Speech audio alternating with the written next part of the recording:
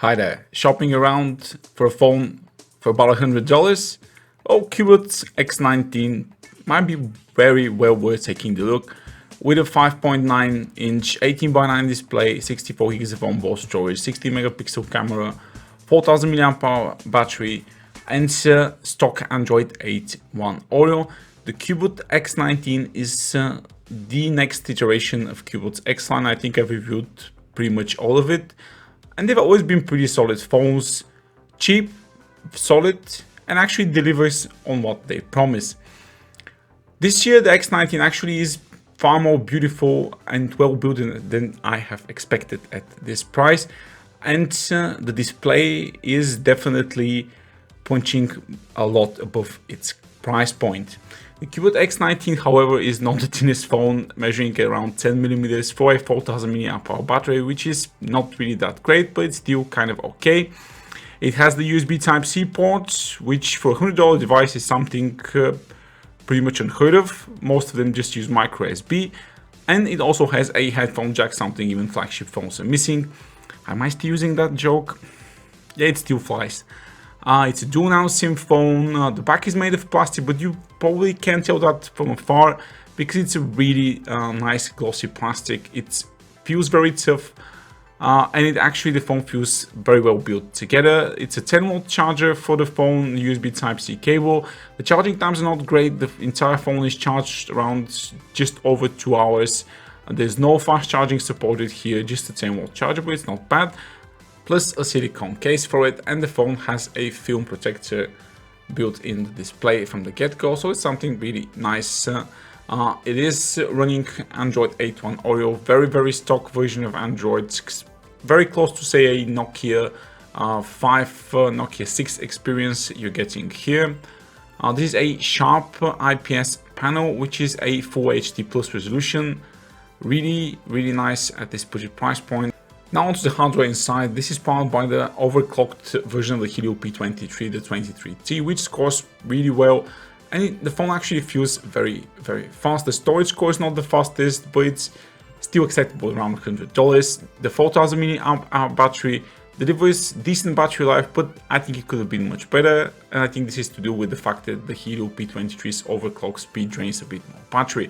However, on the plus side, it does deliver that extra performance, and the Cubot X19's performance, daily driver feels very smooth. The multitasking, even with just 4 GB of RAM, is very good. Like 10-12 apps in the background, you can switch between them, no problem.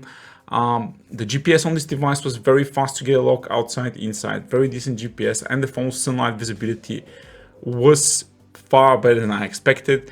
Overall, for me, the display of this phone is a really big plus. It's a sharp IGZO panel at Full HD Plus resolution, 18:9 aspect ratio, no notch, really good colors, really deep contrast, and really good sunlight visibility. The sound quality of the X19 is okay, but it's not fantastic.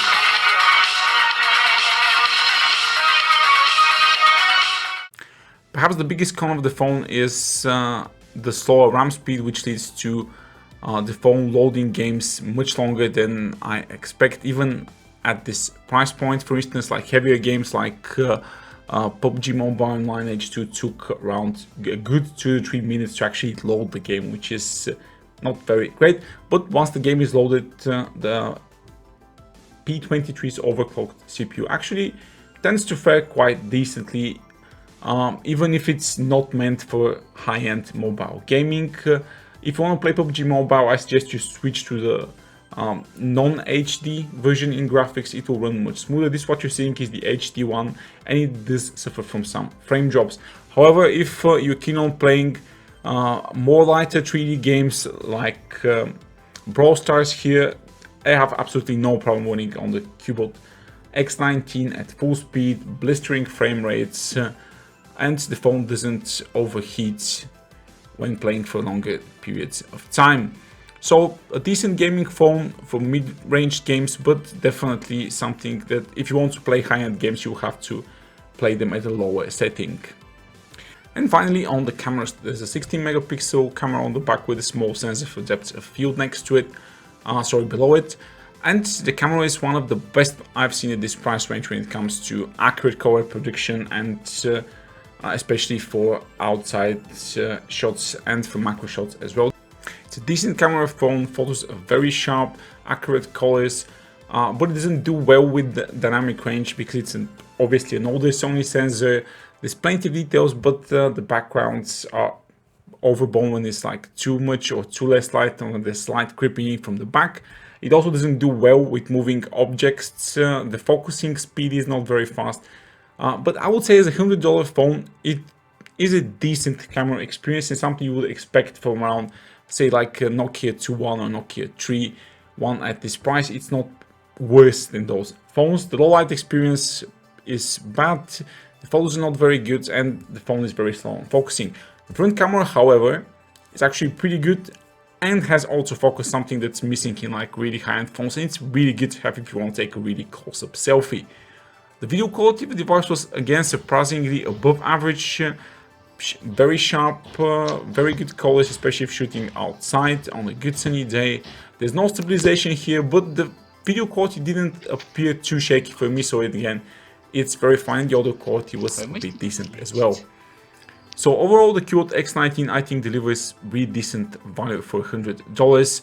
It may not be a Xiaomi, but it's definitely better than any Nokia phone I've tried for $100.